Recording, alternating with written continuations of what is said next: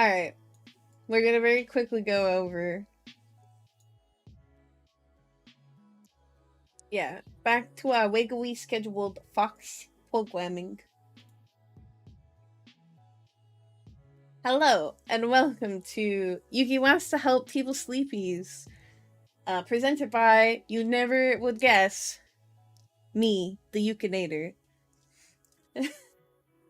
So all VTuber debuts have a cute slideshow where they go over all the stuff. I didn't really know what to put here because I'm already kind of like an established VTuber, and and then she uked all over the ew. I'm already kind of established VTuber in some places. I'm just not here. I promise you, when we do 3D Yuki debut, this will be better. So you'll get one of these part 2, but more thought out. Alright. Topic outline. An anti-debut debut, yeah. Introduction to Yuki. Hey, wait, that's me. What am I gonna stream?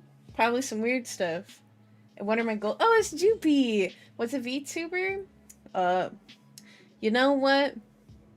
That's a great question. A VTuber is someone who is a cutie patootie fox on the internet. Oh my god, that's you, Joopy. You're a cutie patootie fox on the internet. You can't see it because my floof is big, but there's me peeping in the corner.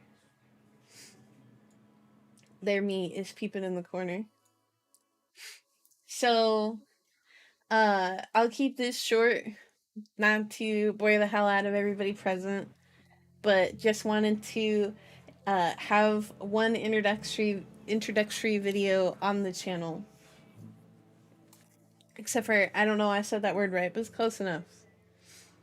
It's close enough.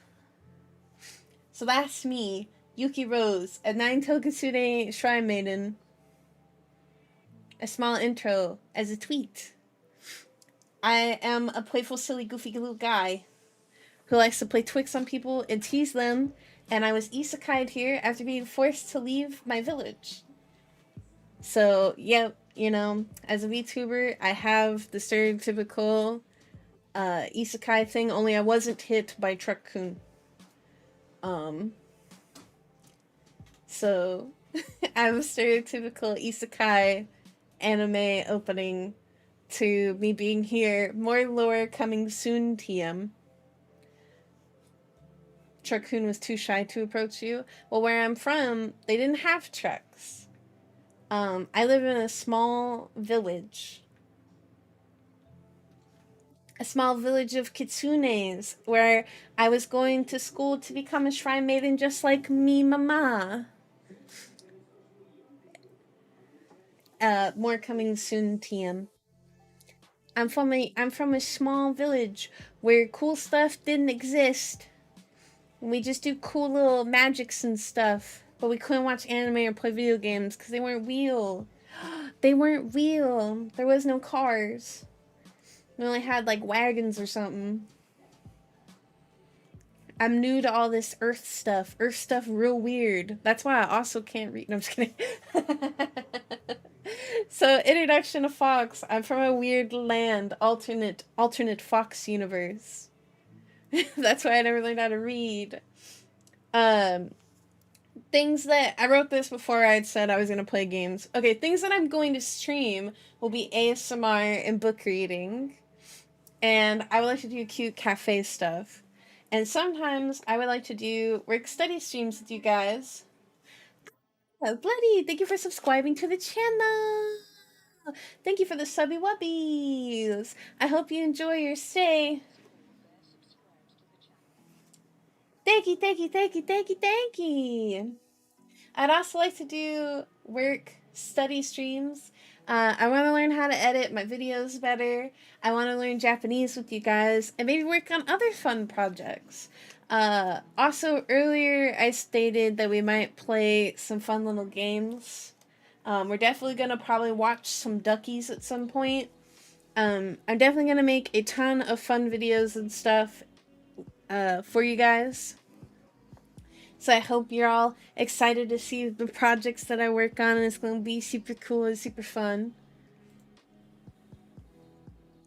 My goals for the stream is to become real cool, right? I want to become the coolest Fox VTuber you guys ever known in the whole world.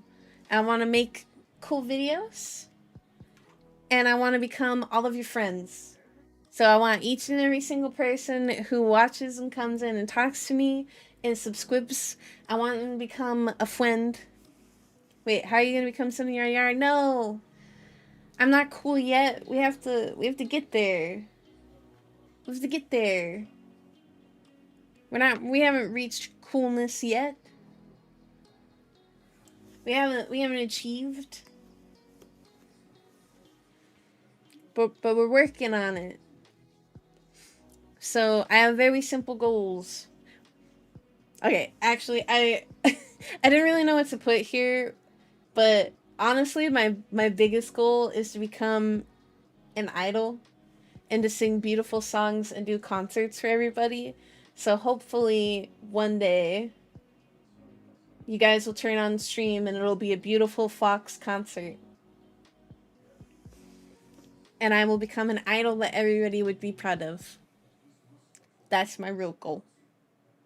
And I also want to make a place where people can be happy and have fun. So I hope that hanging out with me, whether you hang out here on YouTube or you hang out on Twitch, that you guys have fun and to make you feel the big happy. 111111111. 1. Thank you for coming to Fox TED Talk. Alright. So for my last and final slide, and I'll do this every time we stream for a book reading. Oh, what?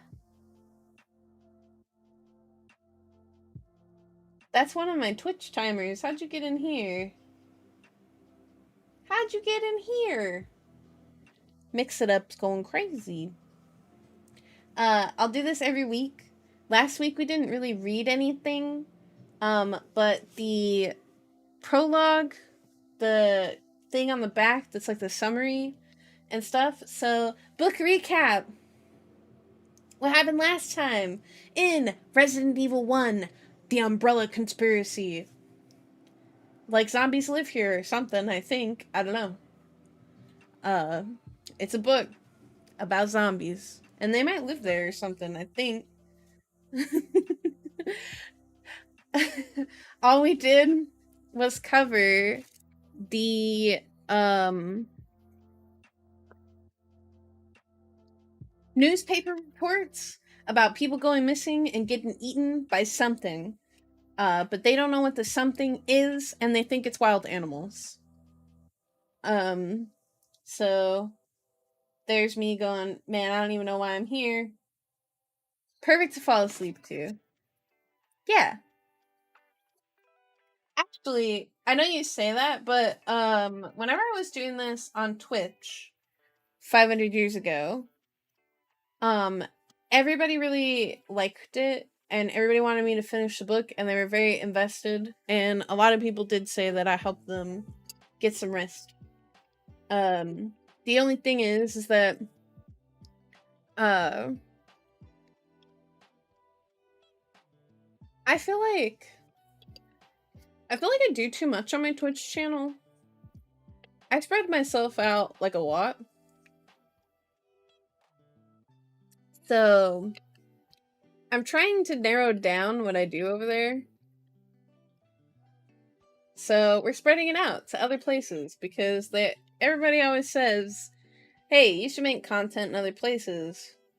So this is me making content in other places. Hi, YouTube. This one's for you. Taking a drink. Mouth dry. Hello, YouTube. This one's for you. So this is my attempt. And honestly, I'm very proud and very happy for how all of the things are turning out and going. And I appreciate all of the love and the support. that I get from everybody around me. So thank you guys all for the subby squibs. Thank you all for coming and talking to me. Thank you for looking at all my cute models. Thank you for hanging out. And I hope that you guys do enjoy the books after we finish all the Resident Evil books. There's actually 2 book series I want to read. Fun fact, I found out that there are Nightmare Before Christmas novels that Tim Burton wrote. But I also want to read FNAF. So I will probably put up a poll on Twitter or somewhere and let you guys pick if you want me to read Nightmare Before Christmas or if you want me to read the FNAF books. And then we'll go from there. And for Christmas, I'll probably read something special. Yeah. So, grab a seat, get comfy, grab a tea. I have a chamomile and cinnamon tea with some honey in a cute strawberry cup, like a nana, except for it's a teacup instead of like a tall glass. Sip your tea. I have a straw, because I'm a lady.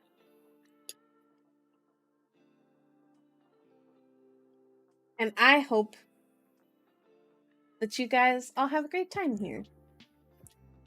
And I'm going to scoot over to the cafe screen. Wah, wah, wah, wah, wah. I don't know where the chair is. I'll set that up to do that automatically. I will read to you guys, I don't know how many chapters, but starting at chapter 1. Resident Evil 1. The Umbrella Conspiracy. Everybody ready? Everybody got their big comfort? I need to put my glasses on. Alright. Glasses on. Fox ready.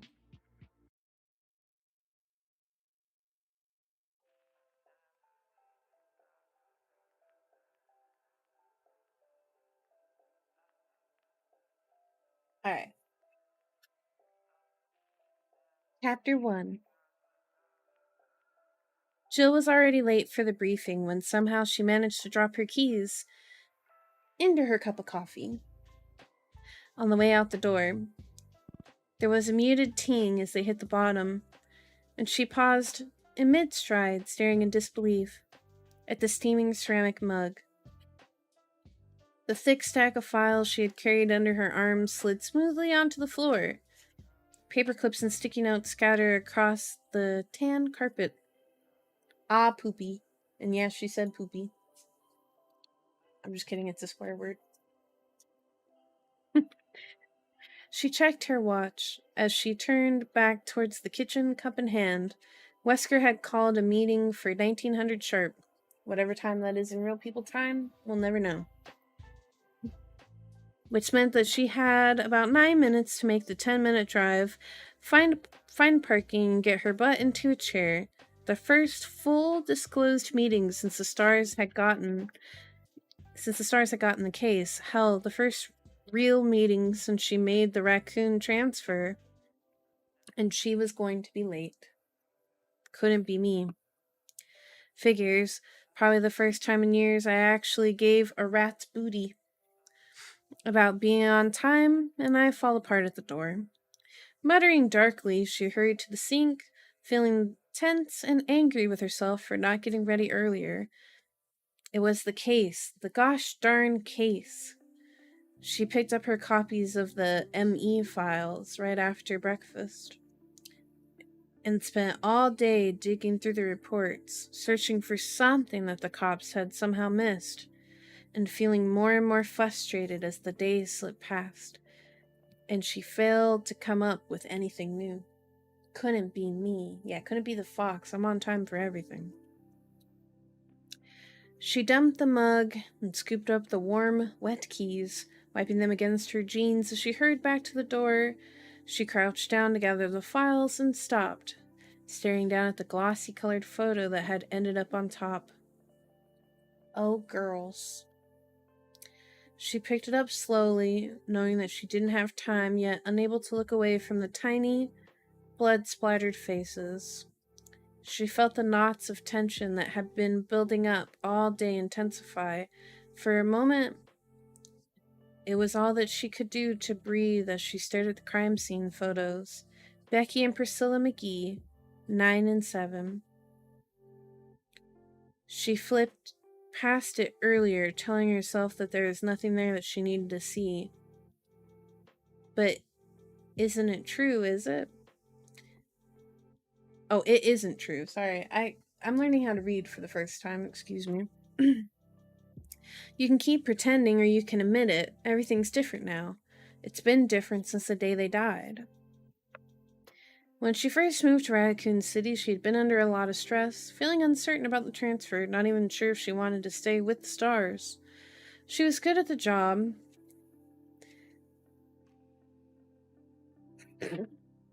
I'm sorry, I was reading ahead. For context, and I will say this because it's a name, Jill's dad's name is Dick Valentine. She mentions him quite randomly throughout the story, and it always sounds weird. Alright, I will continue. She was good at the job, but only had taken it because of Dick. After the indictment, he started to pressure her into getting into another line of work. Like I said, for context, her dad's name is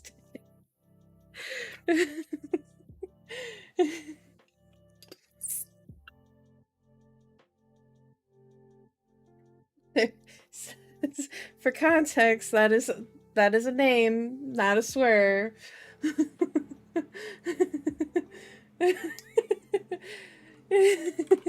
I think it's kind of funny. No, I think it's kind of funny because there's no context, right? Like, she's just like... she just says this to herself, right? I think it's funny. And there will be times where she will think about her dad, and it'll be another funny, just like, way she just thinks of her dad, like, randomly. But he has the worst, like, name possible. Yeah. Like, there's no context in that sentence. I think it's hilarious.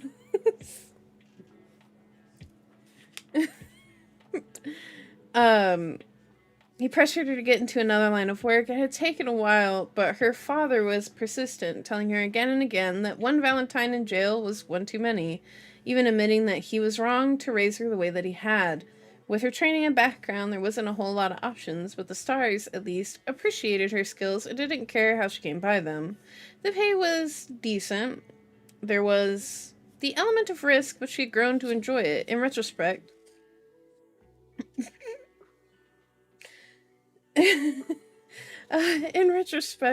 the career change had been surprisingly easy.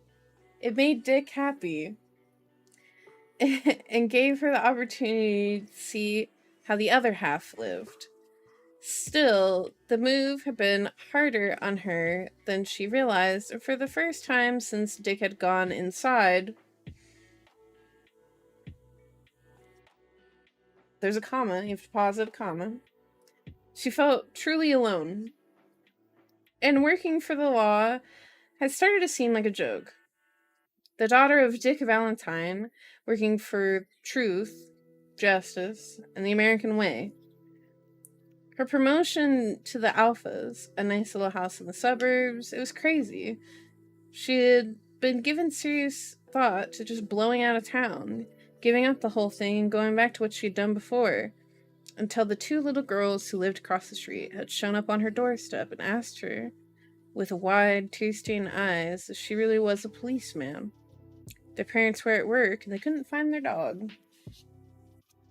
A Valentine in jail, yeah. Somewhere in here they'll give us context, but her dad is a burglar. Becky in her green school dress and little Pris in her overalls, both of them sniffling and shy. The pup had been wandering through a garden only a few blocks away, no sweat, and she made 2 new friends, easy as that. The sisters had promptly adopted Jill, showing up after school to bring her scraggly bunches of flowers and playing in her yard on the weekends, singing her endless songs they learned from movies and cartoons. It wasn't like the girls had miraculously changed her outlook or taken away her loneliness, but somehow her thoughts of leaving had been put on the back burner, left alone for a while.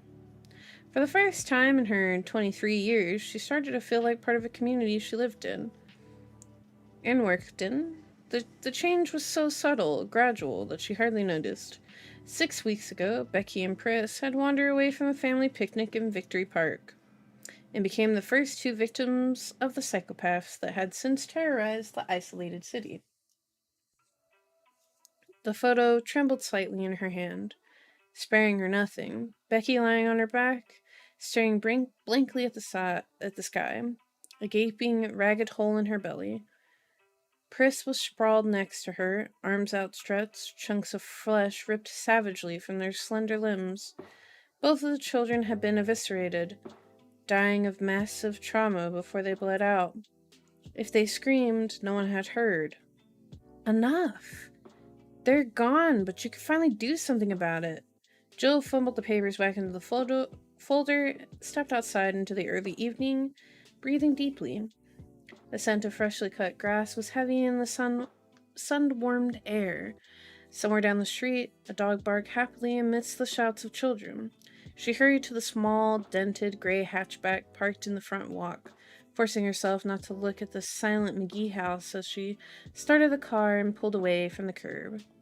Jill drove through the wide suburban streets of her neighborhood, window down, pushing the speed limit, but careful to watch for kids and pets. Oh, she has a lead foot. Pushing the speed limit. Shame. There weren't many of either around. Since the trouble had started, more and more people were keeping their children and animals indoors, even during the day. The little hatchback shuddered as she accelerated up the ramp to Highway 202, the warm, dry air whipping her long hair back from her face. It felt good, like she was waking up from a bad dream. She sped through the sun-dappled evening, the shadows of the trees growing long across the road. Whether it was fate or just luck of the draw, her life had been touched by what was happening in Raccoon City. She couldn't keep pretending that she was just some jaded ex-thief, trying to stay out of jail, trying to toe the line to make her father happy, or what the stars were about to do was just another job. It mattered. And it mattered to her that those children were dead, and that those killers were still free to kill again. Yeah, pushing the speed limit, just giving a little nudgy, nudge. No, yeah, no, I'm sure I wasn't speeding. I wasn't speeding. It was just a little boop boop, a little boop boop. The victim files next to her fluttered slightly, the top of the folder caught by the wind. 9 restless spirits, perhaps. Becky and Priscilla McGee among them. She rested her right hand on the ruffled sheath, stilling the gentle movement, and swore to herself that no matter what it took, she was going to find out who's responsible. Whatever she'd been before, whatever she would be in the future, she had changed, and wouldn't be able to rest until the murders of the innocent had been held accountable for their actions. And one thing that is kind of weird about this book, there are 4 perspectives, and without warning, it does just change. So that is the end of Jill's side. Onward to the next guy. Yo, Chris! Chris turned away from the soda machine and saw Forrest. Forrest! Run, Forrest, run! Forrest Speyer, striding down the empty hall towards him, a wide grin on his tanned boyish face. Forrest was actually a few years older than Chris. but looked like a rebellious teenager. Long hair, studded jean jacket, a tattoo of a skull smoking a cigarette on his left shoulder. He was also an excellent mechanic, and one of the best shots Chris had ever seen in action. Hey Forrest, what's up? Chris scooped up a can of club soda. Oh, ew. Chris, you got nasty taste. Club soda? Bruh. From the machine dispenser and glanced at his watch. He still had a couple minutes before the meeting. He smiled tiredly as Forrest stopped in front of him, blue eyes sparkling.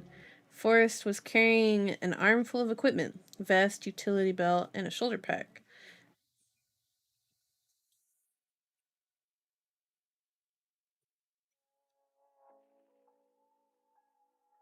I looked at this word, and I don't think this says Marnini, but it's spelled like Marnini, so that's their name now. I don't know what it actually says. Whisker gave Marnini the go ahead to start the search. Bravo team's going in. Excited, Forrest Alabama twang. Oh, okay, that's just say Marnini. Marnini's gonna fire up the helicopter. Excited Forrest's Alabama twang showed in his words to a stereotypical drawl. He dropped his stuff on one of the visitor chairs, still grinning widely. Chris frowned. Frowns? When? Now, soon as I warm up the copter. Forrest pulled the Kelver vest on over his t-shirt as he spoke. While you alphas sit taking notes, we're gonna go kick some cannibal butt. Yeehaw! Nothing if not confident. Us stars. Yeah, well, just watch your butt, okay? I still think there's more going on here than a couple of slobbering nut jobs hanging around in the woods. You know it. Forrest pushed his hair back and grabbed his utility belt, obviously already focused on the mission. Chris thought about the same more, but decided against it. For all of his bravado, Forrest was a professional. He didn't need to be told to be careful. You sure about that, Chris? You think Billy was careful enough? Oh no, not Billy. I remember that guy. Sighing inwardly, Chris slapped Forrest's shoulder lightly and headed for ops through the doorway of the small upstairs waiting room and down the hall. He was surprised that Wesker was sending teams in separately. Although it was standard for less experienced stars to do initial recon, this wasn't exactly a standard operation. The number of deaths they were dealing with alone was enough to call for a more aggressive offense. The fact that there were signs of organization to the murders should have brought it to A1 status. You know, like the sauce. It's a steak. And Wesker was still treating it like some kind of training run. Nobody else sees it. They didn't know Billy. Chris thought again about the late night calls he had gotten last week from his childhood best friend. He hadn't heard from Billy in a while. He knew that he had taken a research position with Umbrella, the pharmaceutical company that was the single biggest contributor to the economic prosperity of Raccoon City. Billy had never been the type to jump at shadows, and the terrified desperation in his voice had jolted Chris awake, filling him with deep concern. Billy had babbled that his life was in danger, that they were all in danger, begged Chris to meet him at a diner at the edge of town, and then never showed up. No one heard from him since. Chris had run it over and over again in his mind during the sleepless nights since Billy's disappearance, trying to convince himself that there was no connection to the attacks on Raccoon City, and yet was unable to shake the growing certainty that there was more going on than meets the eyes, and that Billy had known what it was. The cops had checked out Billy's apartment and found nothing to indicate foul play, but Chris's instincts told him that his friend was dead. Not the friend.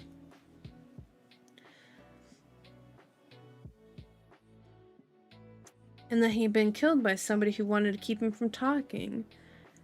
And I seem to be the only one. Irons doesn't give a crap. The team thinks I'm torn up over the loss of an old friend. He pushed thoughts aside as he turned the corner. his boot heels sending muted echoes through the arched second-floor corridor. He had to focus to keep his mind on what he could do to find out why Billy had disappeared.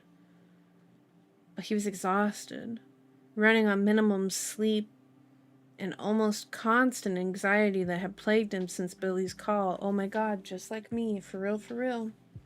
Just like me. Beep, beep, beep. Maybe he was losing his perspective, his objectivity dulled by recent events. He forced himself not to think about anything at all as he neared the star's office, determined to be clear-headed for the meeting. The buzzing fluorescence above seemed like overkill in the blazing evening light that filled the tight hallway. The Raccoon Police Building was classic, if unconventional, piece of architecture.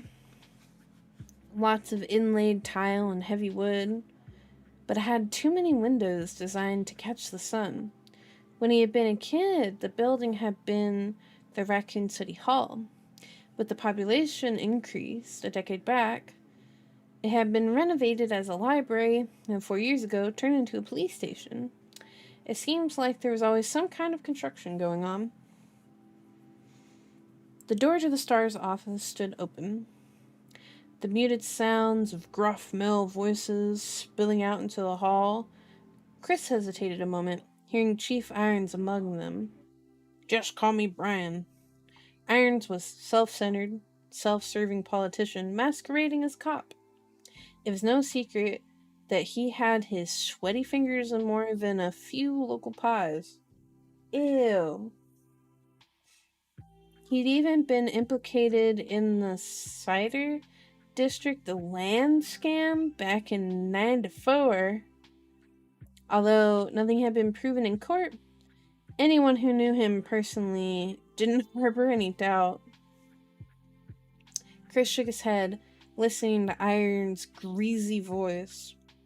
Hard to believe that he had once led Raccoon Stars, even as a paper pusher. Maybe even harder to believe that he probably ended up as mayor someday. Of course, it doesn't help that he hates your guts, does it, Redfield? Everything happening in '94? Yeah, that is crazy. I don't know when this is supposed to take place, but this book came out 5 billion years ago. This book came out in '98.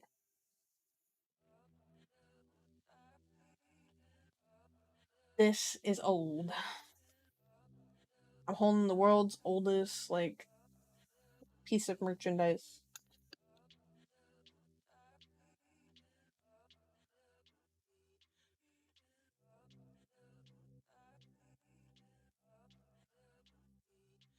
I decided to take a drink. My mouth was really dry.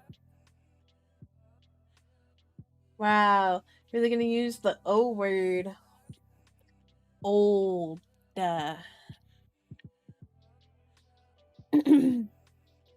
Big old.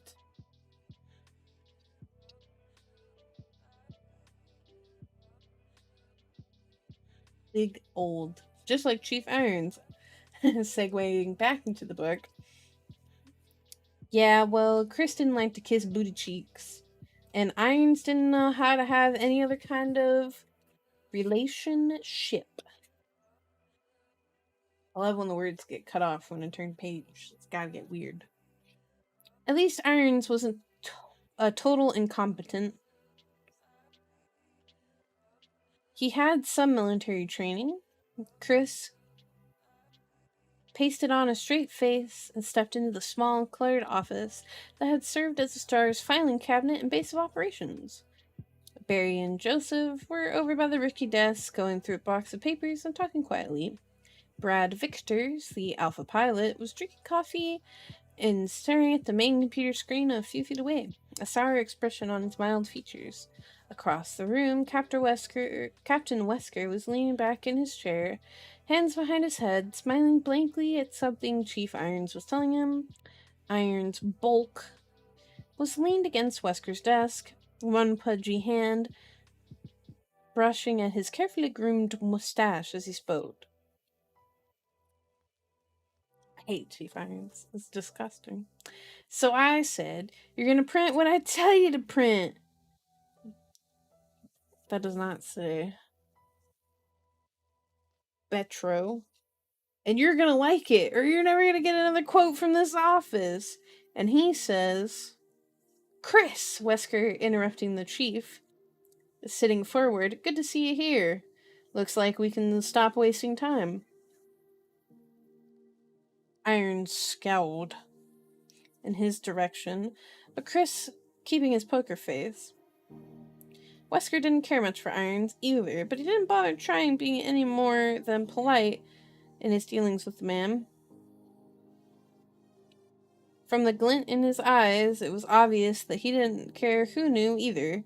Chris walked in the office and stood by the desk he shared with Ken Sullivan, one of Bravo's team. Since the teams usually work different shifts, they didn't need much room. He set an unopened can of soda on the battered desktop and looked at Wesker. "You sending Bravo in?" The captain gazed back at him impassively, arms folded across his chest. "Standard procedure, Chris." Chris sat down, frowning.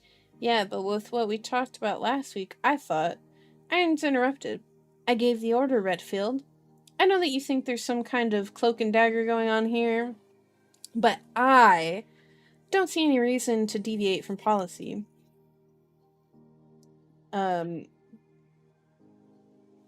He says a swear here. "Sanctimonious frick." Chris forced a smile, knowing it would irritate Irons. "Of course, sir. No need to explain yourself on my behalf." Irons glared at him for a moment, his piggy little eyes snapping, then apparently deciding to let it drop. He turned back to Wesker. "I'll expect the report when Bravo returns. Now, if you'll excuse me, Captain." Wesker nodded. "Chief." Irons stalked past Chris and out of the room. He'd been gone less than a minute before Barry started in. "I think the chief took a crap today. Maybe we ought to chip in for Christmas to get him some laxatives." Old pencil pushers. Pencil pushers. Joseph and Brad laughed, but Chris couldn't bring himself to join in. Irons was a joke, but his mishandling of the investigation wasn't all that funny. The stars should have been called at the beginning instead of acting as RPD backup. He looked back at Wesker, the man's perpetually composed expression. Hard to read. Wesker had taken over Raccoon City Stars only a few months ago, transferred by the home office in New York. And Chris still didn't have any real insight into his character. The new captain seemed to be everything he was reputed to be. Smooth, professional, cool. But there was a kind of distance to him. A sense that he was often far removed from what's going on. Wesker sighed and stood up. "Sorry, Chris. I know you wanted things to go differently, but Irons..." Sorry, I'm blinking. Yay, poop jokes. Yay, poop jokes. My eyes are dry. "But Irons didn't put a whole lot of stock in your misgivings." Chris nodded. "Yeah, it was a different time. It's a different time in the 90s. I wouldn't know, because I'm not that old." No, I'm just kidding. I wouldn't know, because I'm not that old.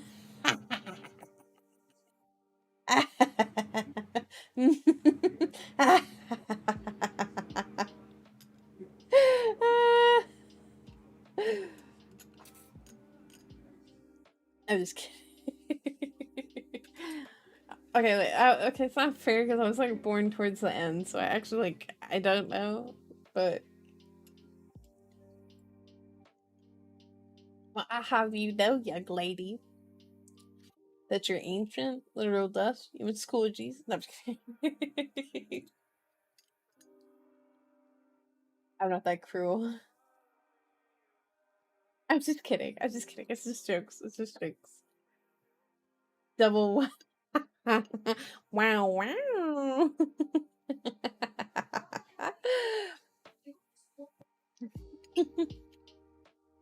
Okay, wait. Okay, so wait, I'm actually sorry. Cerberus, I didn't mean to. Okay.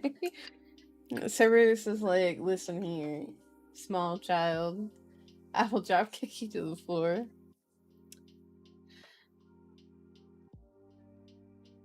Don't think you'll escape the bond camera? I run it.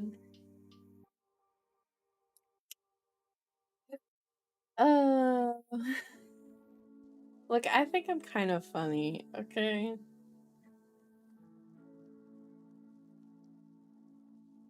I think I'm kind of funny. Maybe like a crumb.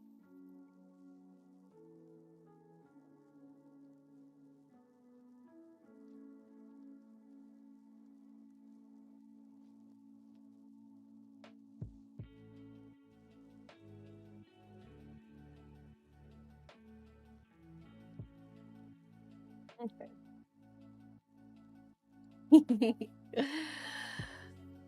Chris nodded. Wesker could make recommendations, but Irons was the only one who could upgrade the mission status. Not your fault. Barry walked towards them, scruffing at his short, reddish beard with a giant fist. Barry Burton was only 6 feet tall, but built like a truck. I'm sorry, only 6 feet tall? That man is also built like a daddy, okay?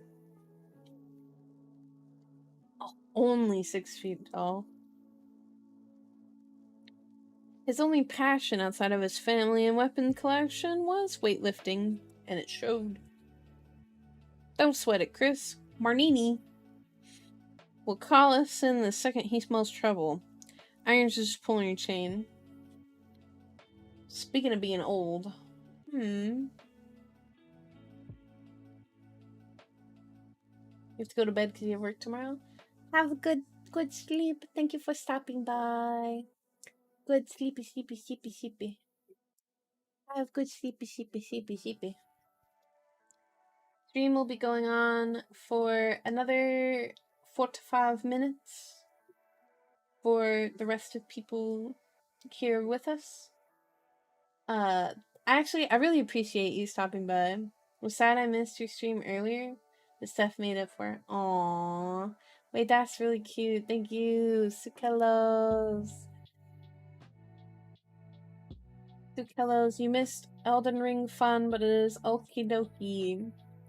I appreciate you. Please get plenty of rest and have a good day at work tomorrow. Yeah, have good sleep. I need to wake up.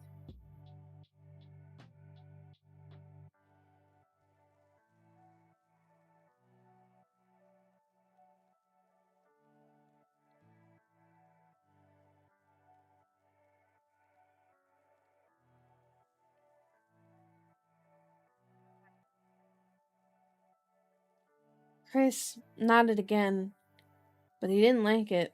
Hell, Enrico Marnini and Forrest Speyer were the only experienced soldiers in Bravo.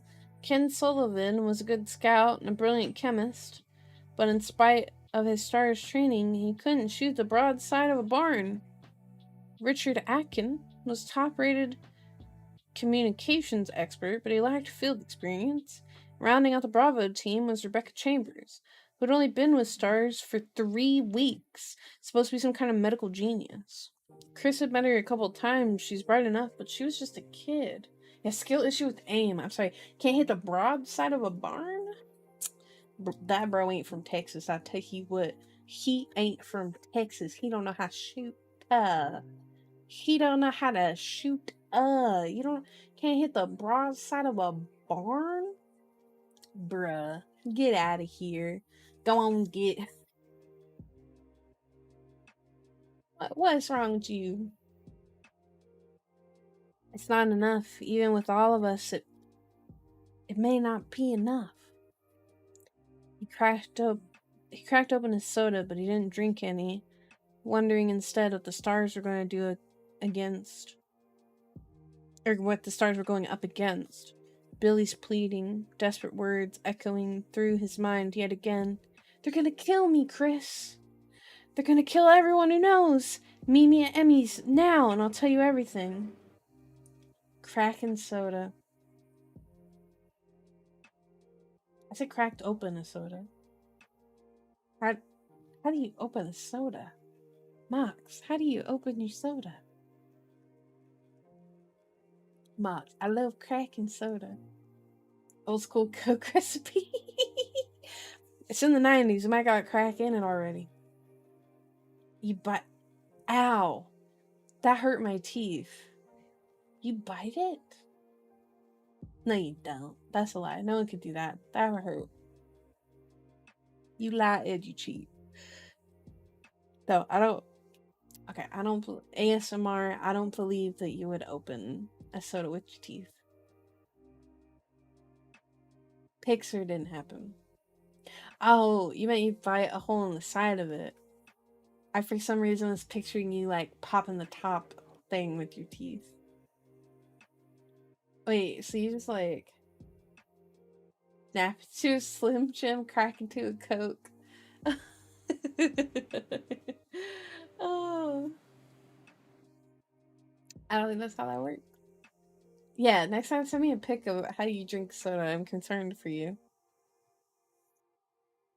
Next time send me a pic of how you drink soda. I'm concerned for you. Okay. Exhausted, Chris stared off into space, alone in the knowledge that the savage murderers were only the tip of the proverbial iceberg. Alright, switching sides again. We are now Bury Bhutan. How long this chapter got? Okay, we're almost done.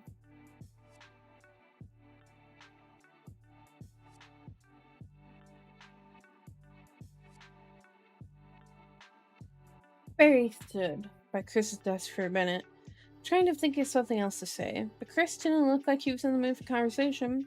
Barry shrugged inwardly and headed back to where Joseph was going through the files. Chris was a good guy, but he took things too hard sometimes. He'd get over it as soon as it was their turn to step in. Man, it was hot. This music is also loud in my ear.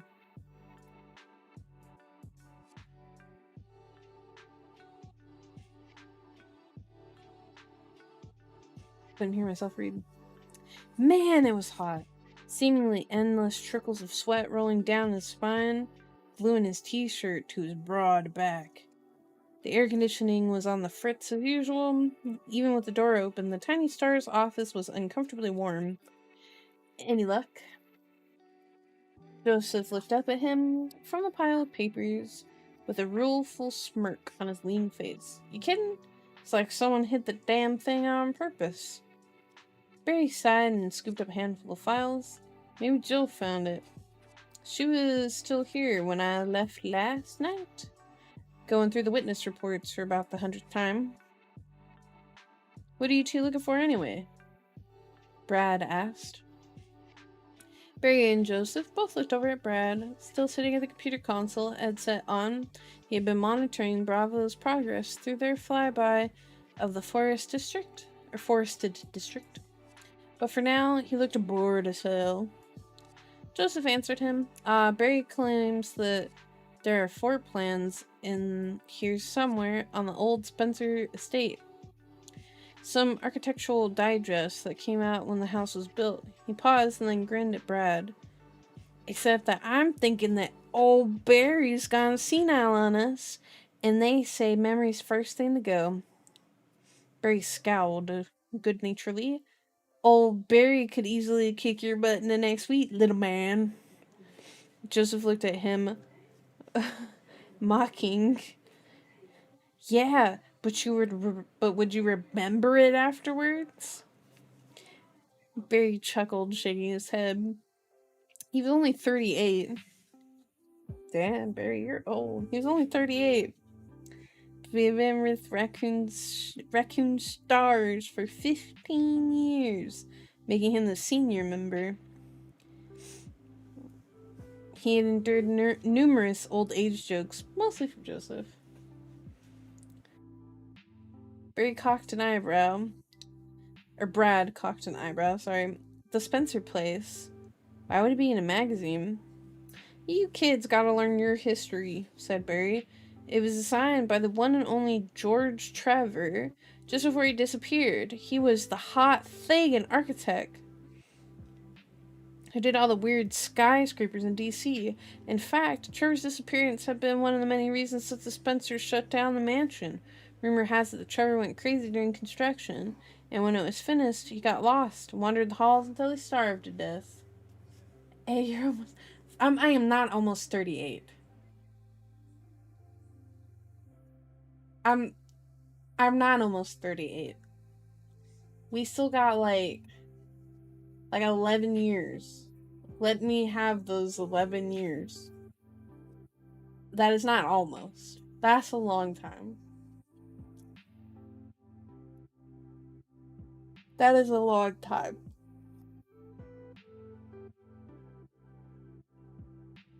You let me savor the moment. I am the moment, okay?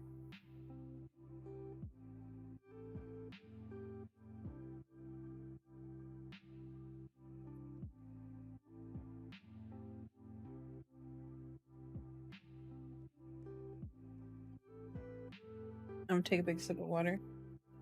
Did I lose track of time again?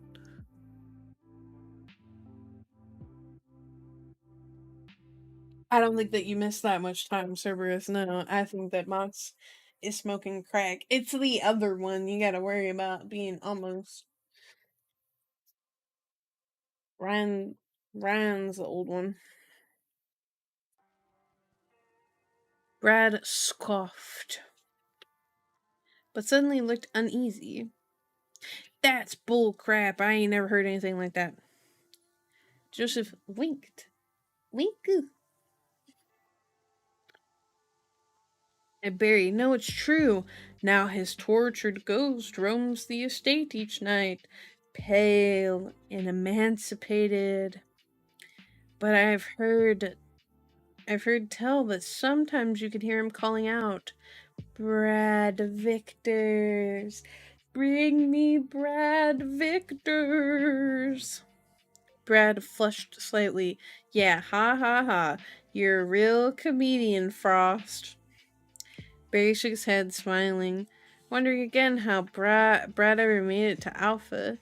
He was undoubtedly the best hacker working for Stars, and a decent enough pilot, but he wasn't so hot under pressure.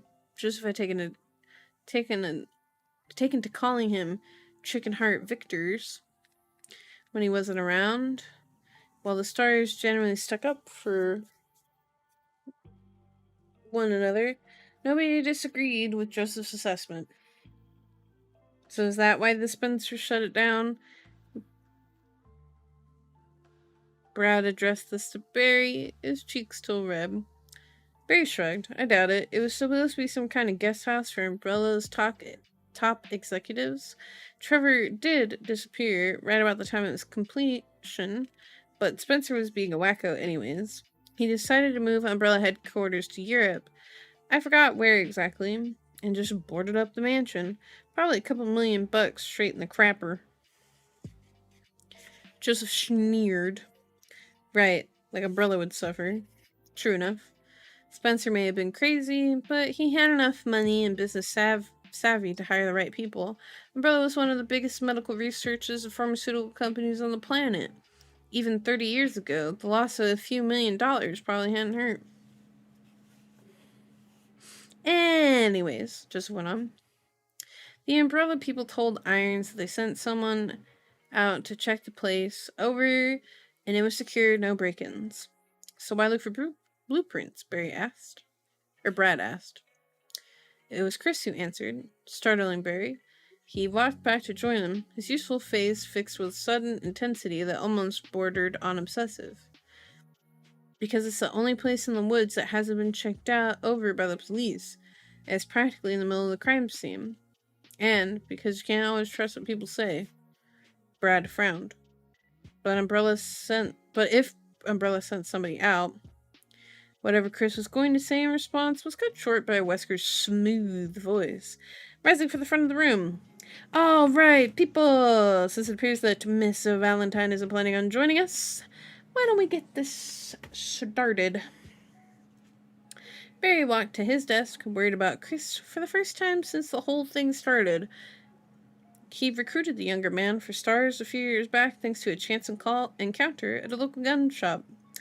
Chris had proved to be an asset to the team, bright and thoughtful, as well as top-notch marksman and able pilot. But now, Barry's gazed fondly at a picture of Kathy and the girls that sat on his desk.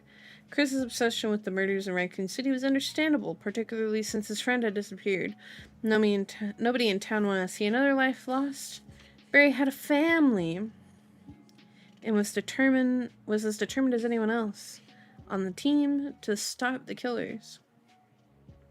But Chris's relentless suspicion had gone a little overboard. What he meant by that, you can't always trust what people say. Or what had he meant by that? Either that Umbrella was lying or Chief Irons was. Ridiculous. Umbrella's branch chemical plant and administrative building was on the outskirts of town, supplied 3/4 of the jobs in Raccoon City. It'd be counterproductive for them to lie. Besides, Umbrella's integrity was at least as solid as any other major corporation's. Maybe some industrial espionage, but medical secret swapping was a far cry from murder. And Chief Irons, though a fat, Weasley blowhard, whatever the heck that means,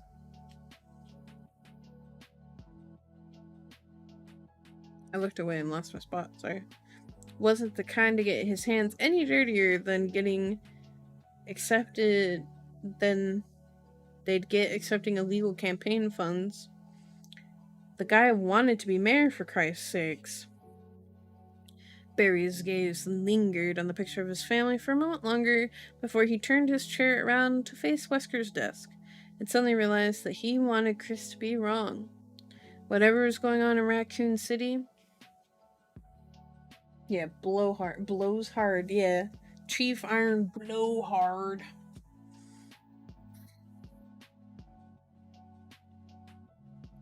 Whatever is going on in Raccoon City, that kind of vicious brutality couldn't be planned, and that meant Barry didn't know what it meant. He sighed and waited for the meeting to begin. And that is the end of chapter 1. So, we got an introduction to the cast and some POVs of some of our friends. Our main characters, Jill, Quiss, and Barry. I find it interesting that when I was reading this first time, a lot of people were shocked by the fact that Jill is actually a criminal. It comes from a criminal family. Criminal. She was a worker with her father unit, and that her own papa taught her how to rob and steal.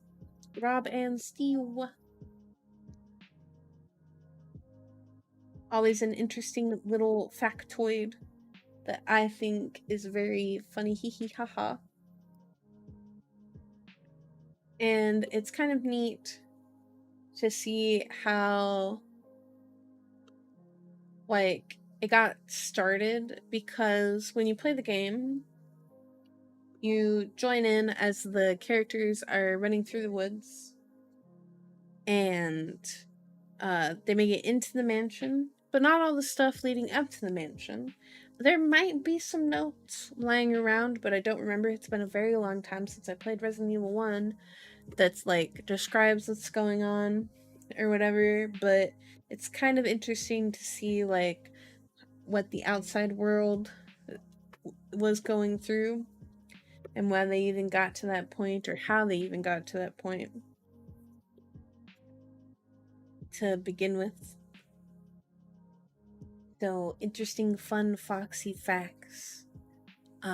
Everybody is traumatized, everybody is upset, a few people have lost something, and we've learned that Barry really loves his family because he stared at that one picture for at least 4 paragraphs of his wife and his 2 children, which one of his children is actually in the game in Revelations 2 that has Claire in it.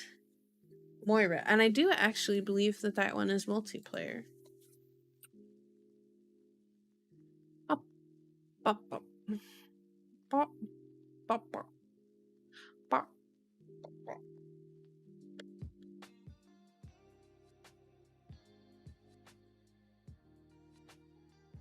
Online co-op. Ooh.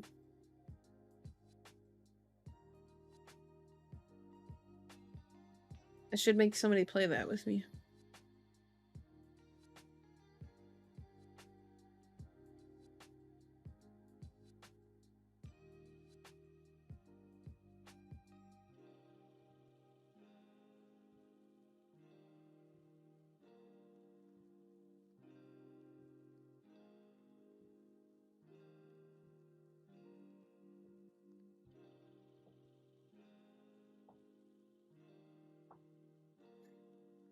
Fox brain shut off for a second.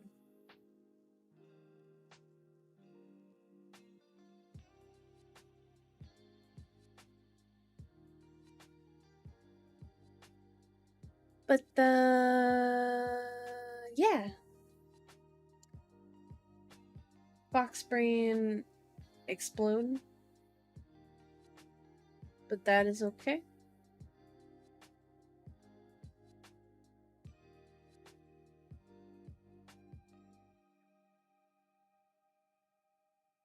That big okay.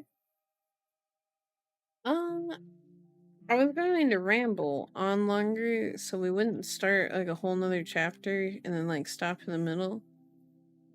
Cause it's quite a few pages long. But maybe we just be cool with stopping in the middle. So I can keep good start with chapter 1.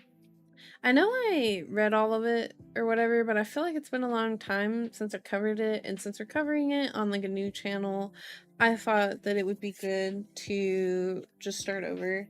Like, we were almost at the end of the book, but I feel like if we're gonna make this a series, right, where I cover all of the books, it would be weird if we started number 1 in the end of it and then be like, okay guys, you can figure out the rest from here. So I wanted to make sure that when people watch this that we're all on the same page to like together. You know, want to be kind to some of our newer YouTuber friends. So that was chapter 1.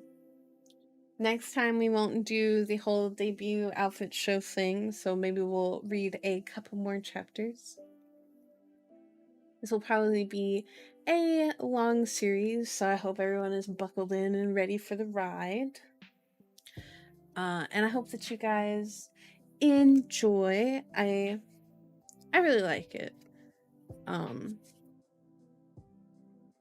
read all these before, and of course, we actually read this one kind of fairly recently, but I still don't remember the finer details of it. I remember the story as like a whole, but not like I don't remember word for word everything that like happens, right?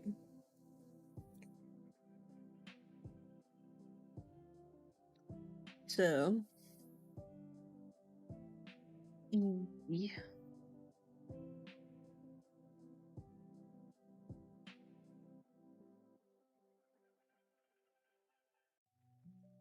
Yeah. How's everybody hanging in there? I hope that you all have a nice comfy night and that you all are getting ready for big sleepy time. And I look forward to making some very cute fun videos with everybody and for everybody.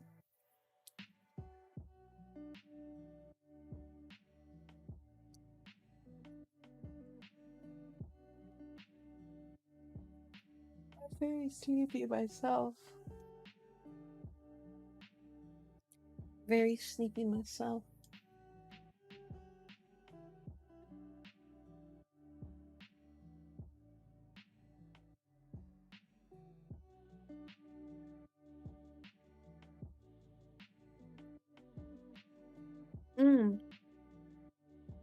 I forgot to say, if you guys didn't, be sure to remember to leave a like on the stream and all that stuff. Very importante. It helps boost all the things so it reaches more people's feeds. I know it's different, you know. Other places do not have a like button, but here you can tell me I'm doing a good job by leaving me a little thumbs up, or as a heart. I think if you're on mobile, something. Typical YouTuber thing. Be sure to hit that like, ring that notification bell. You know, show up to everything.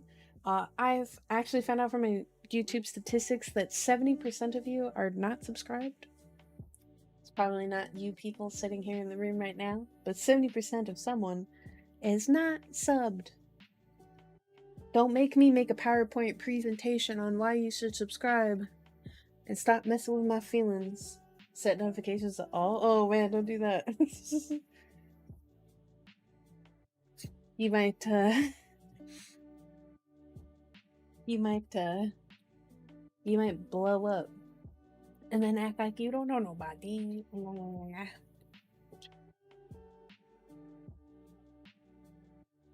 But I had a really good time. I feel like this one went a lot better than our first stream. So I'm glad that I can do it a little better. And then one day when I get good at PowerPoint slide presentations, I promise that I will do a really proper and really good debut. I promise. So thank you all for hanging out with me and spending time with me. I love and appreciate all of you. I hope that I can continue making good Foxy content for all of my wonderful friends. I'm currently planning quite a bit of YouTube videos.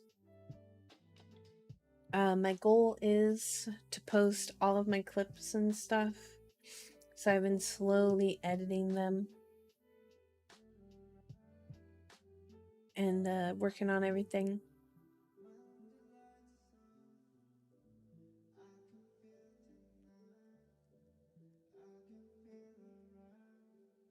Slowly working them through.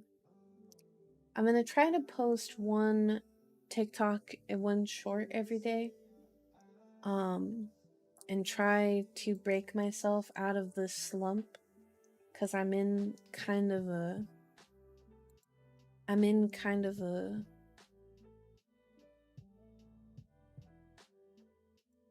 dreamer slump.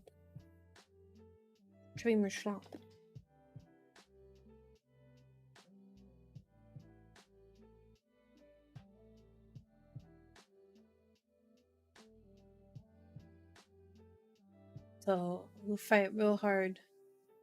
We do real good. I post all of the videos for you.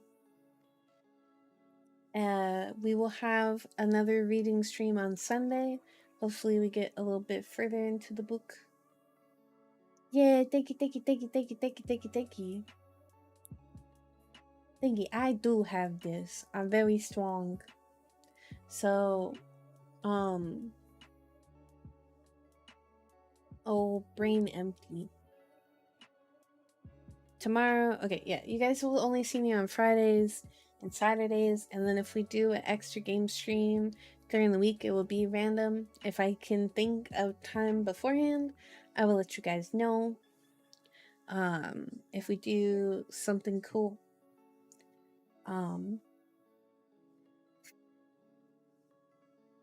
Brain burr.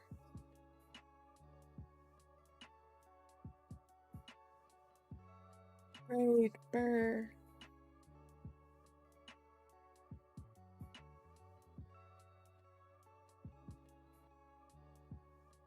What do you guys do if you get sleepy?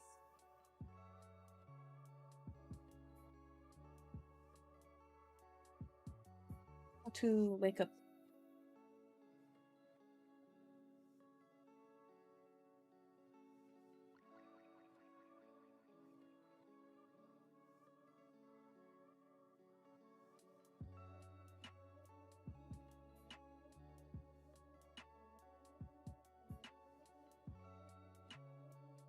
Watch anime? Usually when I'm sleepy, I go to sleep. We can go to sleep in like 15 minutes. So just for like 15 minutes, I have to do a cute little poggy woggy, little foxy dance.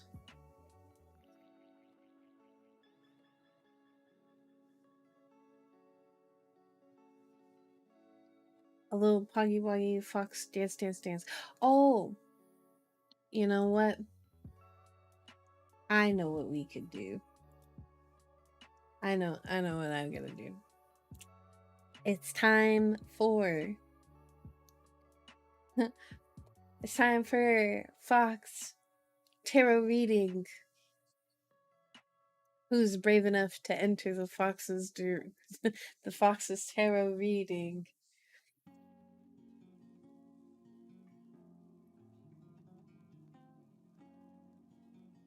Last time I gave you a tarot reading, it was horrible.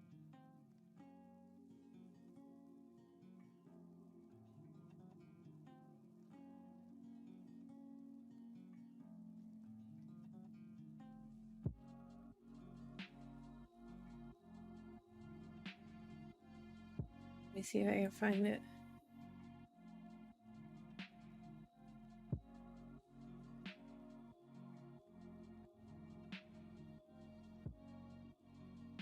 Okay. What is your thing, Mox? What's your sign?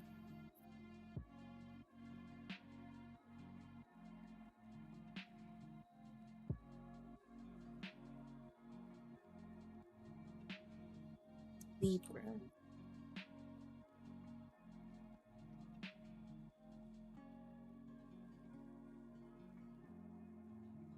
Okay. Blah, blah, blah, blah, blah, blah, blah, blah, blah, blah, blah. Blah, blah, blah, blah, 1. Okay. So first, we'll do your horoscope. 1. On this day today, you're feeling a bit reserved.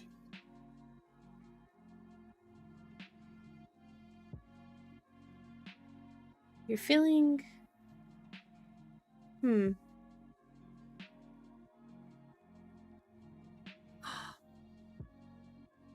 You're feeling a bit cautious about love and romance. It says you're coming to a dramatic halt.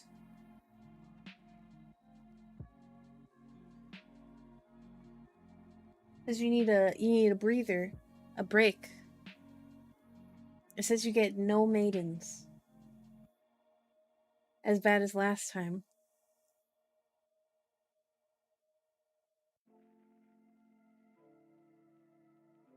Well, no, that was your horoscope. Your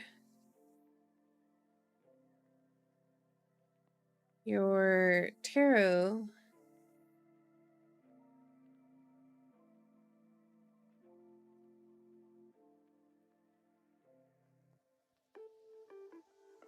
see what I pull for you.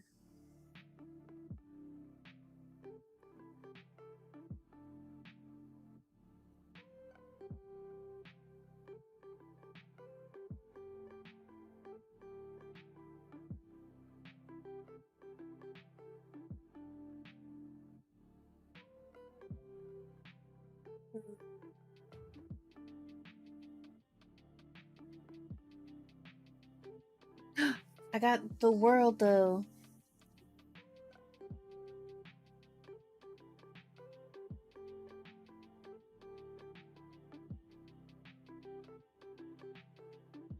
Something strongly affected you in the past.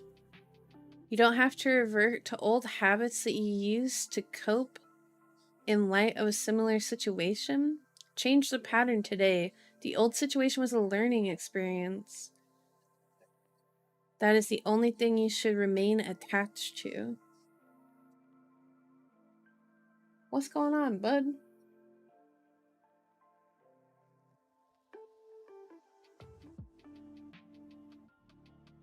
What's going on? What happened? 111. What happened? 11111.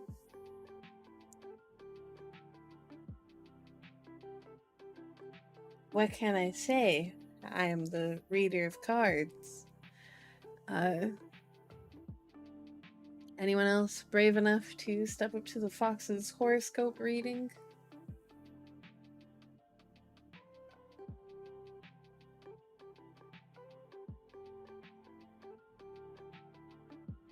I say as I click on Scorpio because I know that one's stupid.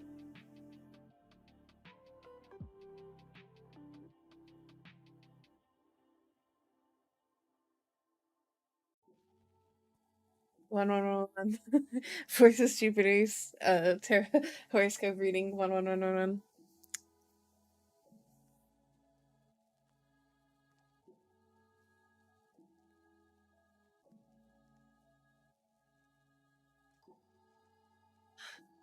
Jupy.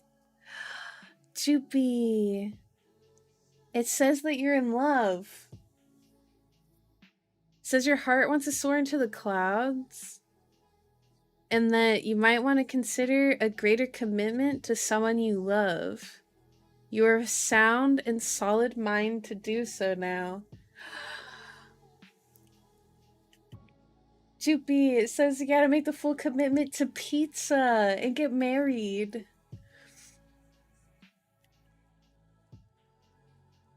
It says that your heart wants to soar into the clouds and that you're in love. It says someone making you go pitter pitter pitter patter patter doki doki doki doki doki ubu papa.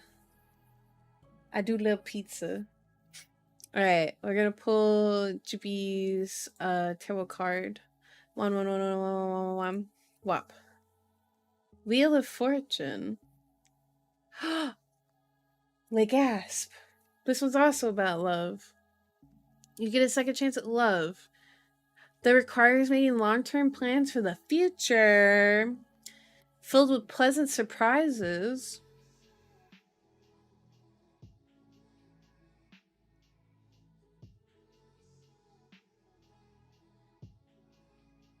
It says that you're gonna get a long-term commitment full of pleasant surprises.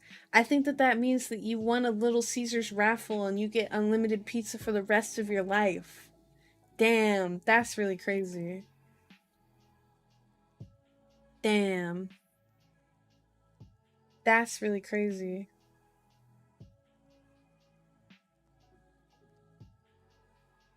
You won a Little Caesars pizza raffle. How'd that happen?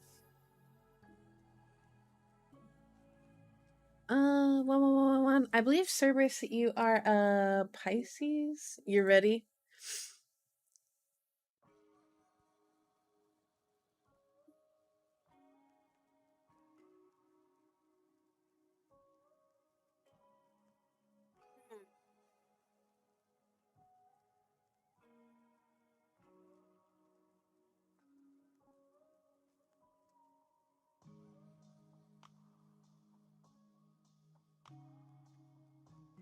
I guess honestly, you're just cursed. Cerberus, it says that you need to find new ways to bring love into your life. You have a great deal of security right now, and that you are allowed to explore other. The stars say no loves for you. It really do be. It said that. That's why I'm like, are you sure you want to volunteer? Because last time I gave you such a horrible reading. It says that you are secure and that you're cool in your brain and that you should take trips into the unknown and find a way to bring love into your heart. And your tarot is 111. This card, the Magician. If you are single, it's an important time in your life. Will you find the love that you're looking for? The card promises it.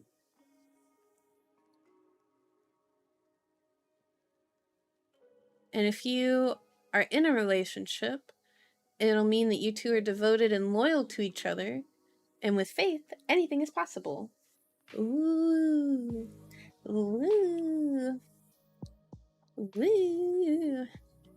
One. It says be adventurous, Cerberus. Step outside the box. And let love make you happy. Okay, now it's time to do the scariest one. My own. Okay, one.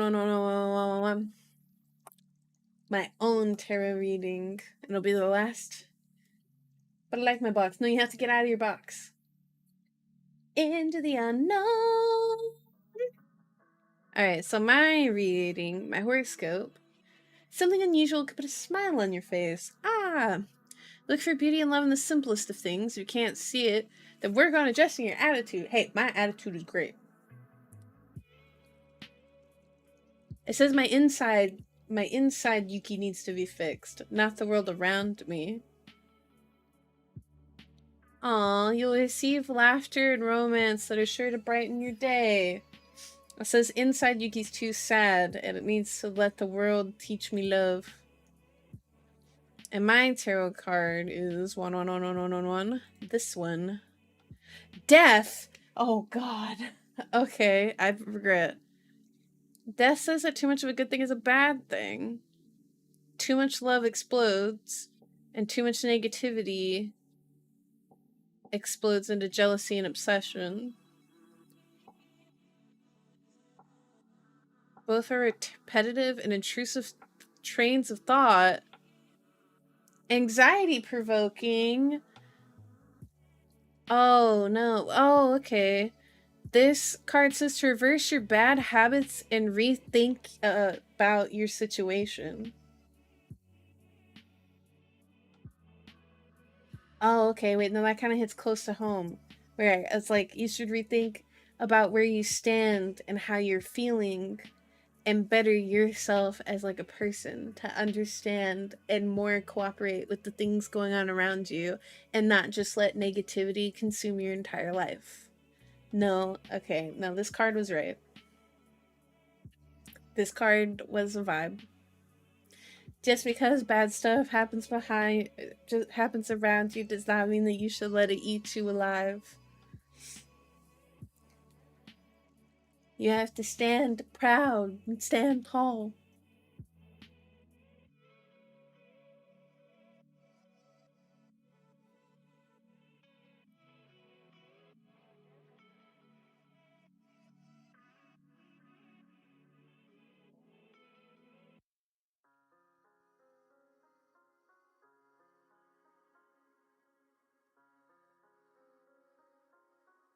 Man, when you do horoscope readings for chat and they really hit hard.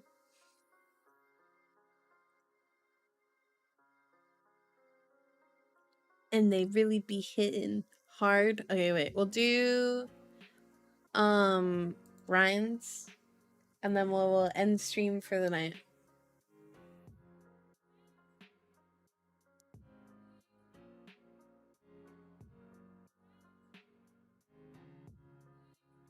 Oh.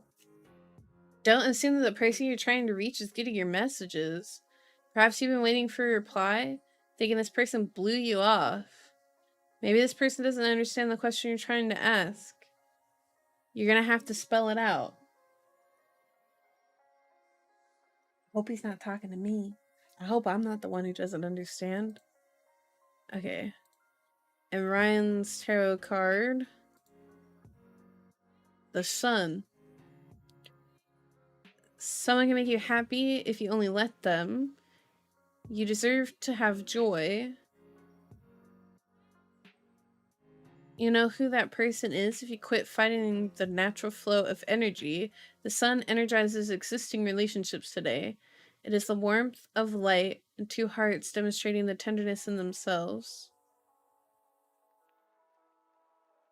This is a lovely and loving card that attracts benefits. Bask in them.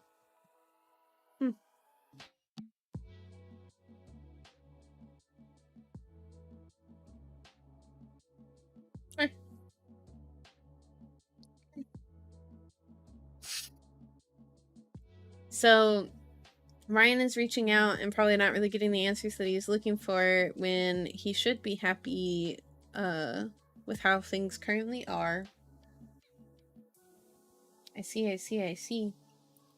Well, thank you guys for coming to the stream. I hope you enjoyed the reading. On Sunday, we will read more, and maybe I will do more tarot. Because I like, and I think that is a very fun. I hope that you guys all had a great time, a great night, a great evening, a great day, whatever it is for you.